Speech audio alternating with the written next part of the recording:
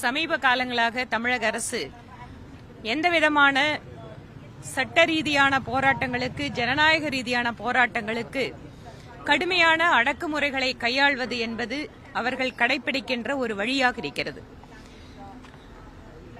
அமலாக்கத்துறையினுடைய 1000 கோடி ரூபாய் ஊழல் நடந்திருப்பதற்கான ஒரு அறிவிக்கையை வெளியிட்டதற்கு பின்பாக பாரதிய ஜனதா கட்சியின் சார்பில் நேற்று ஆர்ப்பாட்டம் அறிவிக்கப்பட்டிருந்தது. கட்சியினுடைய அத்தனை தலைவர்களும் கட்சியினுடைய தொண்டர்களோடு ஆர்ப்பாட்ட இடத்திற்கு செல்வதற்கு முன்னாகவே ஆர்ப்பாட்ட இடத்துக்கு போய் அதுக்கப்புறம் அரெஸ்ட் பண்றது அப்படிங்கறது ஒரு வழக்கமான நடைமுறை பார்க்கிறோம். ஆனால் ஆர்ப்பாட்டத்திற்கு செல்வதற்கு முன்பாகவே வீட்டிலேயே வைத்து தலைவர்களை கைது செய்வது, ஒரு சில முக்கிய நிர்வாகிகளை கைது செய்வது, ஆர்ப்பாட்ட இடத்திற்கு செல்வதற்கு முன்பாகவே இடையிலே வழிமறித்து தலைவர்களை கைது செய்வது என்பதெல்லாம் புதிதாக திமுக அரசு எதிர்க்கட்சிகளை அச்சுறுத்துவதற்கு செய்கின்ற முயற்சியாக நாங்கள் பார்க்கிறோம். இது அனுமதிக்கப்பட்ட இடத்தில் ஆர்ப்பாட்டம் நடத்துவதற்கு அரசியல் கட்சிகளுக்கு அனுமதி மறுக்கப்படுவதும் இப்போது சர்வசாதாரணமாகிக் கொண்டிருக்கிறது.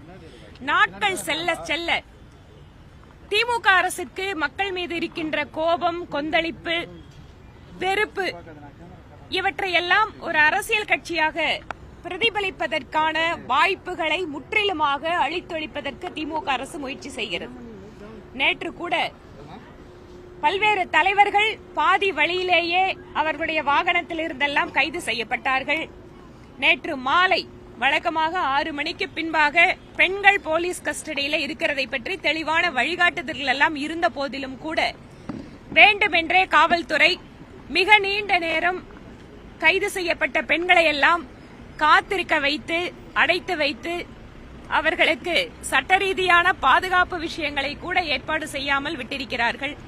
நானும் அந்த நேற்று வரைக்கும் 7 மணிக்கு மேலதான் எங்களையுமே ரிலீஸ் பண்ணாங்க. அதுல ஒரு சிலருக்கெல்லாம் கடுமையான உடல்நலக் குறைவெல்லாம் ஏற்பட்டிருக்கு.